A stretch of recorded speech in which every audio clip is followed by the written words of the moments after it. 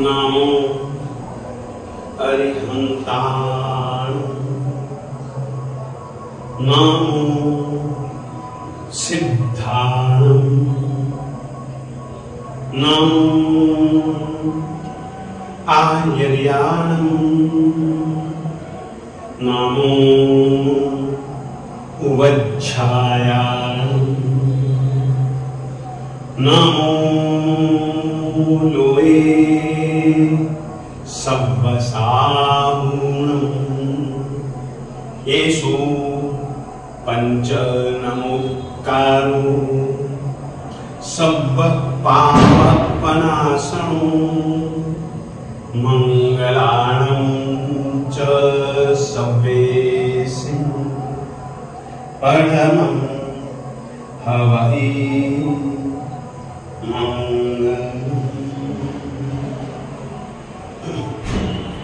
नामाकृति द्रव्यभावहि उन्नतस्त्री जगज्जनम क्षेत्रे काले च सर्वस्मिन् अर्हता समुपास्महे।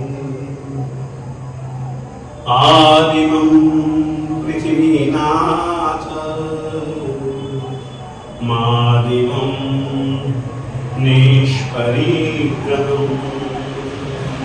आदिमं तीर्थनाथं च ऋषभ स्वामिनं।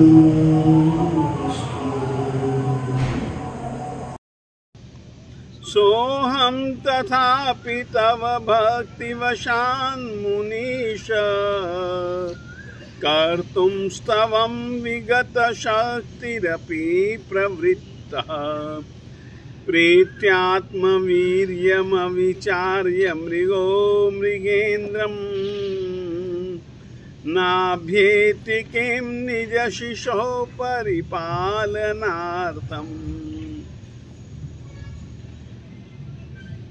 इस श्लोक का पहला शब्द है सोहम। रचनाकार स्तुतिकार महापुरुष अपना परिचय देते हैं अहम शब्द से, परंतु मैं कैसा हूं साहब, आपसे मैंने पूछा ही है कि युग के अंत समय की हवाओं से क्षुब्ध बना हुआ, तूफानी बना हुआ, और उसमें भी समुद्र के तूफान के कारण से जो रहने वाले उसमें मगरमच्छ आदि जो जीव क्रोध से भर करके अपनी पूंछों को पानी में पछाड़ रहे हैं, ऐसे सागर को दो भुजाओं से कौन तैरना चाहेगा, और वो कैसे तैर सकेगा। सोहम साहब कोई बात नहीं, मानता हूं कि मैं अल्पज्ञ हूं, अशक्त हूं, मेरे पास में न तो वैसी शब्द शक्ति, मेरे पास में वैसी भाव शक्ति भी तो नहीं, तो भी साहब आपके प्रति भक्ति के कारण से मैं साहब आपकी स्तवना करने के लिए तैयार हुआ हूं। मैं अपनी अशक्ति को भूल चुका हूं आपके प्रति भक्ति के कारण से। साहब आप ही तो बताओ कि किसी हिरनी के बच्चे को शेर अपनी दाढ़ों में पकड़ करके भाग रहा हो,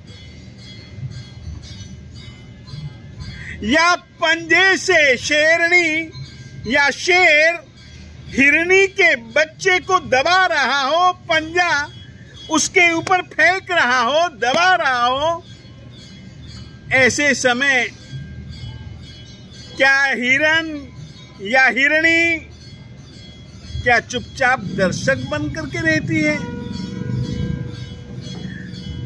दूसरे के दिल में सवाल पैदा हो सकता है, कहां तो शेर अनंत बली, कहां पर हिरणी। इन दोनों की शक्ति का यदि हम अंतर निकालें तो जमीन और आसमान जितना अंतर है। तो भी हिरणी अपने बच्चे के प्रति प्रीति के कारण से शेर से लड़ने भिड़ने के लिए तैयार, शेर को अपने पंजे से पछाड़ने के लिए तैयार है, पूरा प्रयास करती है अपने बच्चे को बचाने के लिए। साहब, वो प्रीति से करती है। मेरे दिल में आप श्री जी के प्रति भक्ति है, तो क्या मैं भक्ति से यह प्रयास नहीं करूंगा? करूंगा, करूंगा, करूंगा।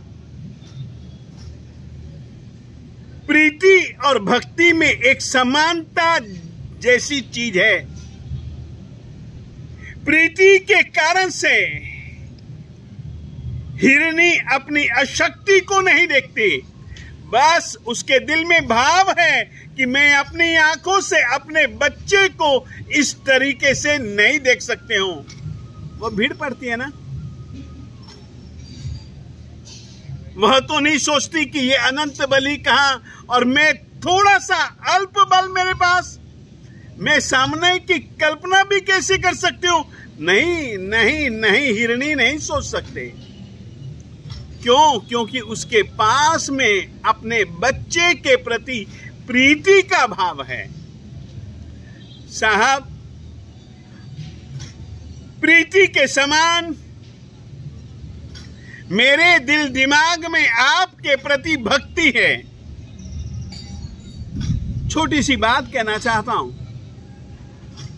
प्रीति और भक्ति में बहुत बड़ा अंतर होता है।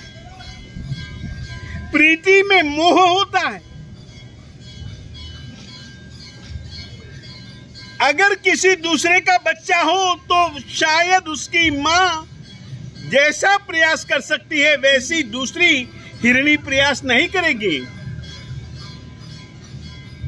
क्योंकि उसको उस बच्चे में अपनत्व की प्रतीति नहीं होती।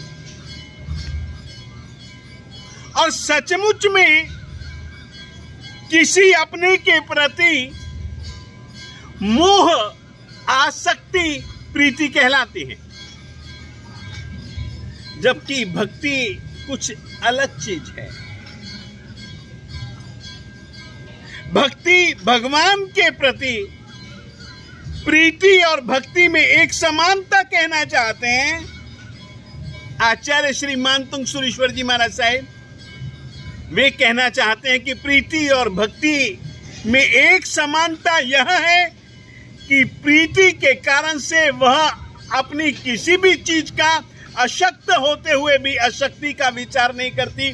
तो भक्ति में मैं भी पहले से ही कहता हूं कि विगत शक्तिहीन हूं, सामर्थ्यहीन हूं। कहां आप और कहां मैं छोटा सा, आप कहां केवली, मैं कहां छद्मस्त, आप कहां मुक्त और मैं कहां संसारी, आप पूर्ण ज्ञानी, आप गुणों के समुद्र। साहब, कुछ भी तो नहीं आपकी स्तुति कर सकता, मगर भक्ति के कारण से लगा हुआ हूं और करूंगा करूंगा करूंगा साहब, करूंगा। मैं प्रवृत्तः भक्ति के कारण से तेरी स्तुति करने के लिए तैयार हुआ हूं। साहेब, भक्ति मुझे मजबूर कर रही है आपकी स्तुति करने के लिए, और अब मैं तैयार हो चुका हूं। भाग्यवानों, प्रीति और भक्ति, इन दो शब्दों को जब मैंने पढ़ा तो मुझको दो छोटी छोटी सी कहानियां याद आ गई कि प्रीति कैसी होती है। याद रखिए, जिसके प्रति प्रीति होती है उसके प्रति व्यक्ति अपना सर्वस्व समर्पण कर दे तो भी उसको लगता है कि मैंने कुछ भी नहीं किया। ऐसे ही भक्ति के कारण से भक्त भगवान के लिए अपना सर्वस्व भी अर्पित करने के लिए तैयार और कर भी दे तो उसको लगता है कि यार मैंने तो कुछ भी नहीं किया। प्रीति के कारण से कभी भी मां अपने बच्चे के प्रति विलंब नहीं करती। भक्ति में तो फिर मैं आपकी स्तवना में विलंब क्यों करूं? नहीं, मुझे करना है। प्रीति बड़ा अद्भुत तत्व है। नाम सुना होगा संत तुलसीदास का। उसकी पत्नी का नाम था रत्नावली। तुलसी को बहुत बहुत बहुत बहुत प्रेम था, बहुत आसक्ति थी रत्नावली के प्रति। रत्नावली ने कई बार कहा कि मुझको जरा मेरे घर जाने के लिए आज्ञा तो दो, नदी के पार ही तो घर है, नदी के इधर आम है उधर घर है मेरे माता पिताजी का, जाने दीजिए। वो नहीं माने। आखिर में एक दिन रत्नावली चली ही गई, कामकाज करके तुलसी घर आया। पड़ोसी ने कहा कि रत्नावली तो गई है घर, अंधेरा हो चुका था, बरसाती मौसम था, बीच में नदी पड़ती थी, नौका कोई किनारे पर नहीं थी। तुलसी ने ठाना जाना तो है, चलो छोटी सी नदी है, दोनों भुजाओं के सहारे और दोनों टांगों के सहारे तिर जाऊंगा। छलांग भी लगा दी। भाग्य की बात, उसको एक लकड़ी का पट्टा जैसा कुछ मिल गया और वह उसके सहारे नदी को पार भी कर गया।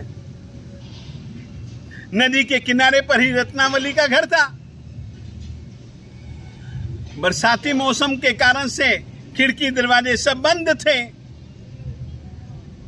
अब रात का समय, अंधेरा, इतनी ज्यादा रात बीत चुकी है कि अब यदि दरवाजा खटखटाता हूं तो इसके माता पिताजी क्या सोचेंगे। किसी भी ढंग से ऊपर पहुंच गया। पीछे रस्सी लटकी हुई थी, उसी रस्सी के सहारे से ऊपर पहुंच गया और सचमुच में अनुमान इसका सही निकला। रत्नावली के कक्ष में ही इसने छलांग लगा दी। रत्नावली धड़ाम की आवाज से जागी भी सही।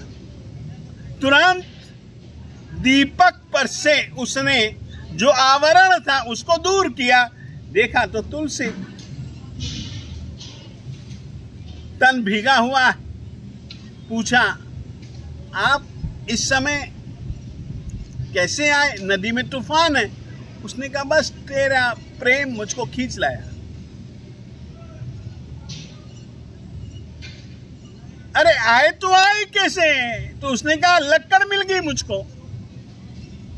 घर में कैसे आए? अरे तूने बाहर रस्सी लटका रखी थी ना। रत्नावली ने जैसे ही रस्सी का नाम सुना और लक्कड़ की बात सुनी तो वो कहती है, मुझको दिखलाओ तो सही, मैंने तो कोई रस्सी नहीं बांधी थी। और सचमुच में रत्नावली और तुलसी दोनों जन इकट्ठे खिड़की के पास में आए। देखा तो जिसको तुलसी रस्सी कह रहा था वो बहुत मोटा एक नाग था, लंबा नाग था। जिसको तुलसी लक्कड़ कह रहा था वो मुर्दा था। रत्नावली को चोट लगी,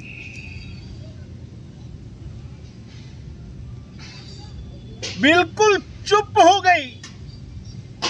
आखिर में उसने तुलसी को कहा, एक बात कहना चाहती हूं,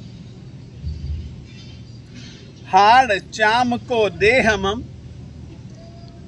ता पर जितनी प्रीति, तसु आदि जो राम भजन में अवश्य मिटे ही भव भीति।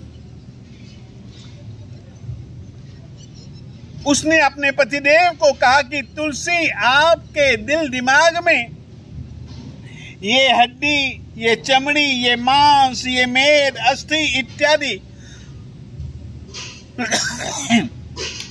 सप्त धातुओं के जोड़ से बना हुआ यह देह, पंचभूतों का यह देह,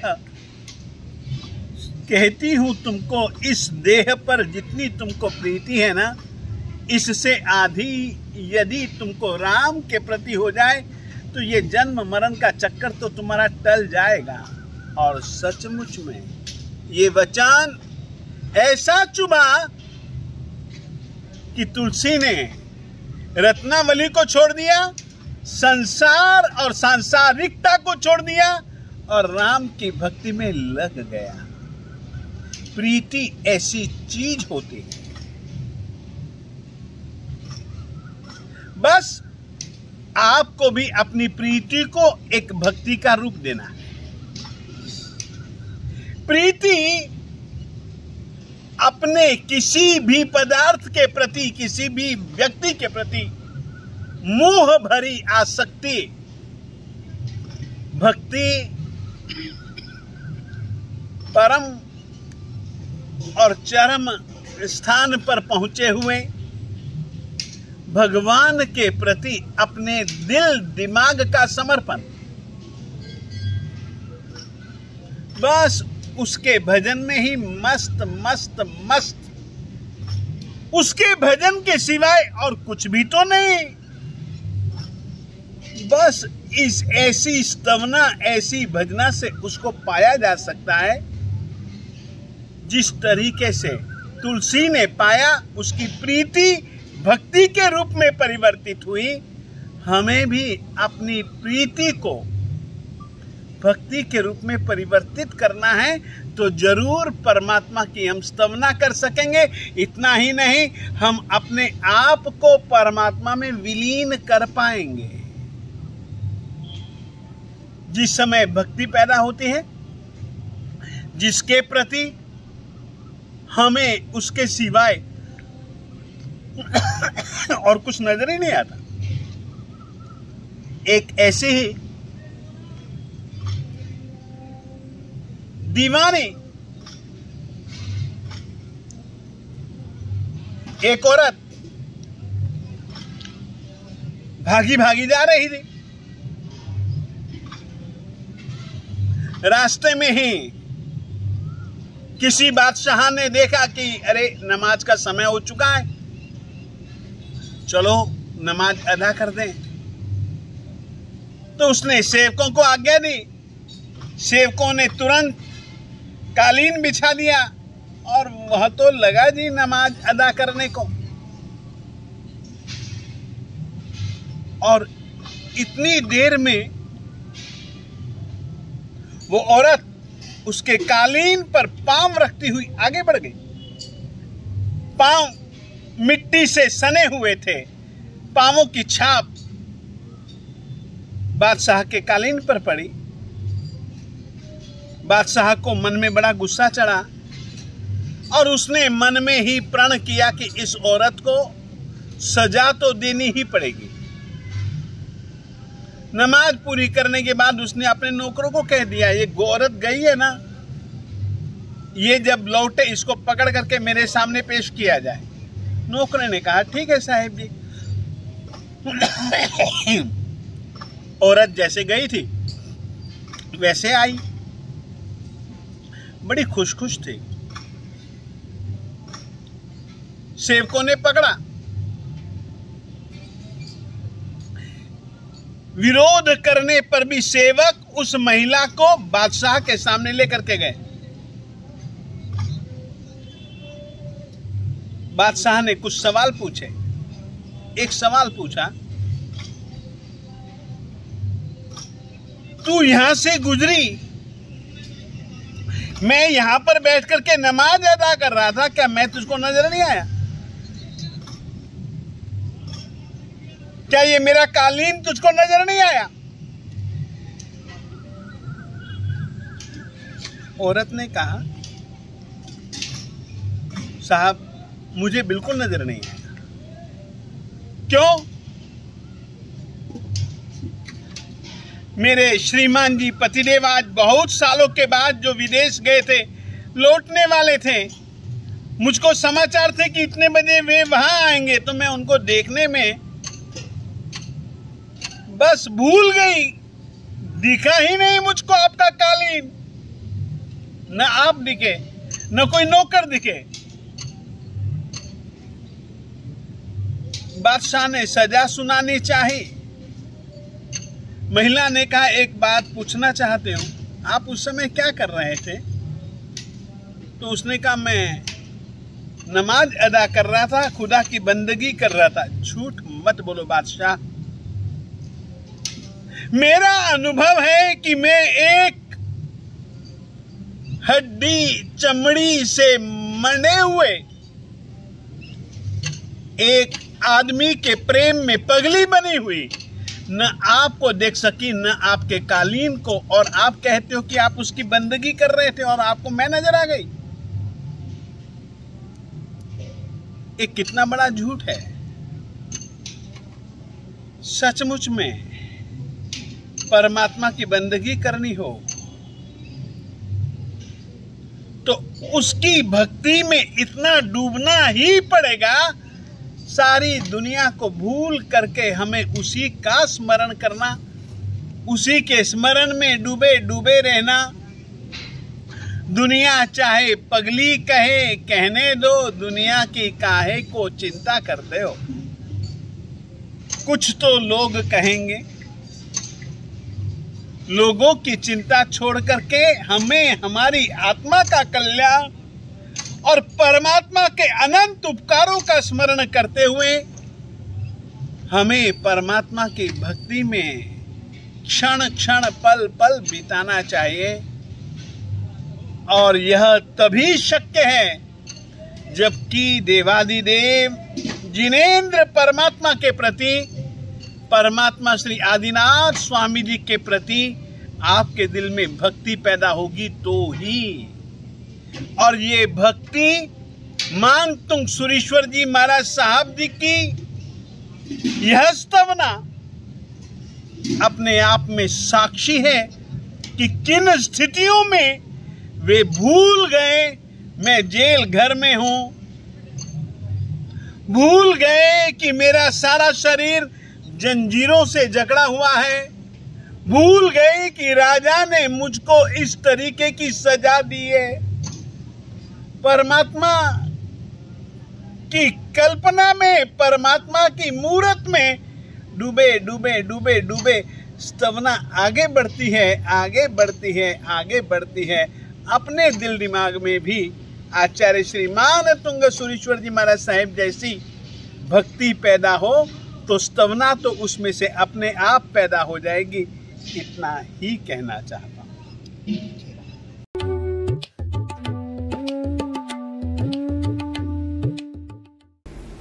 देवादिदेव आदिनाथ भगवान के श्री चरणों में शत शत नमन। शुद्ध भास्कर हमारे आचार्य गच्छाधिपति श्री धर्म धुरेंद्र सुरेश जी व सभी साधु साध्वी जी को मथएन मंदामी, सभी श्रावक श्राविकाओं को जय जिनेश्वर देव की। आज हम सभी गुरुदेव के हमेशा ऋणी रहेंगे, जो हमें इतने व्यस्त होने के बाद भी अपना मूल्यवान समय व ज्ञान देकर हम पर उपकार कर रहे हैं। परमात्मा आदिनाथ स्वामी का व भक्तांबर स्तोत्र का आलंबन देकर कैसे भगवान गुण समुद्र बने, तुम भी बन सकते हो, इसी श्रृंखला में आगे बढ़ते बढ़ते उन्होंने हमें वर्ण विज्ञान के बारे में समझाया। अगर शब्द व हृदय शुद्ध होंगे तभी तुम परमात्मा से शीघ्र अतिशीघ्र साक्षात्कार कर सकते हो। जैसे आचार्य मानतुंग सूरी जी ने कैसे शुद्ध भावनाओं के साथ परमात्मा के गुणों को याद किया, जिससे उनकी बेड़ियां स्वतः ही खुल गई। आज के समय में भी अगर हम श्रद्धा से प्रभु को याद करेंगे तो जन्म मरण रूपी बेड़ियां स्वतः ही खुल सकती हैं, चमत्कार प्रकट हो सकते हैं। गुरुदेव ने सम्यक दर्शन, सम्यक ज्ञान व सम्यक चारित्र पर रोशनी डाली कि जीवन में इनका कितना महत्व है। हम उसे जीवन पर्यंत भूल नहीं सकते। गुरुदेव ने सुदेव, सुगुरु, सुधर्म के प्रति श्रद्धा जगाई, कर्मों के बारे में समझाया कि जो भी तुम कर्म करते हो उसके बुरे पुद्गल तुम्हारी आत्मा के साथ चिपक जाते हैं। परमात्मा का शुद्ध हृदय से ध्यान करने से वह पूरे पुद्गल भी कैसे क्षय हो सकते हैं, 8 कर्मों का क्षय हो सकता है। कर्मों के अनुसार गुण स्थानकों के विषय में भी समझाया, जिससे तुम स्वयं जान सकते हो कि तुम किस गुण स्थान पर हो और तुम्हें कहाँ पहुँचना है। परमात्मा की स्तुति स्तवना करने के क्या क्या लाभ होते हैं इत्यादि अनेकों बातें गुरुदेव आपने हमें इस ऑनलाइन क्लास के माध्यम से बताई, जिसका लाभ हम सभी उठा रहे हैं। अंत में संदेश चैनल के सभी टीम मेंबर्स की बहुत बहुत अनुमोदना। धन्यवाद। जिनेश्वर देव जी की। मैं तमन्ना जैन लुधियाना से। पार्श्वनाथ भगवान जी का स्तवन। पार्श्व जी नंदा वामज के नंदा, पार्श्व जी नंदा वामज के नंदा, तुम परवारी जाओ बोल बोल रे, तुम परवारी जाओ बोल बोल रे, दादा दरवाजा तेरा खोल खोल रे। दूर दूर से लंबे सफर से, दूर दूर से लंबे सफर से, हम दर्शन को आए दौड़ दौड़ रे, हम दर्शन को आए दौड़ दौड़ रे, दादा दरवाजा तेरा खोल खोल रे। पूजा करूँगा धूप धरूँगा, पूजा करूँगा धूप धरूँगा, फूल चढ़ाऊँगा बोल बोल रे, फूल चढ़ाऊँगा बोल बोल रे, दादा दरवाजा तेरा खोल खोल रे। तू मेरा ठाकर मैं तेरा चाकर, तू मेरा ठाकर मैं तेरा चाकर, एक बारी मुझसे तू बोल बोल रे, एक बारी मुझसे तू बोल बोल रे, दादा दरवाजा तेरा खोल खोल रे। श्री शंखेश्वर सुंदर मूरत, श्री शंखेश्वर सुंदर मूरत, मुखड़ो तू झाकम झोल झोल रे, मुखड़ो तू झाकम झोल झोल रे, दादा दरवाजा तेरा खोल खोल रे। रूप विभूदनो मोहन प्रभ ने, रूप विभूदनो मोहन प्रभ ने, रंग लाग्यो चित चोल चोल रे, रंग लाग्यो चित चोल चोल रे, दादा दरवाजा तेरा खोल खोल रे। पार्श्व जी नंदा वामज के नंदा, पार्श्व जी नंदा वामज के नंदा, तुम परवारी जाओ बोल बोल रे, तुम परवारी जाओ बोल बोल रे, दादा दरवाजा तेरा खोल खोल रे, दादा दरवाजा तेरा खोल खोल रे। धन्यवाद। शिवमस्तु सर्वजगतः परहितनिरता भवन्तु भूतगणाः दोषाः प्रयान्तु नाशम् सर्वत्र सुखी भवतु लोकः सर्वमङ्गलमाङ्गल्यम् सर्वकल्याणकारणम् प्रधानं सर्वधर्माणां जैनं जयति शास्त्रम्।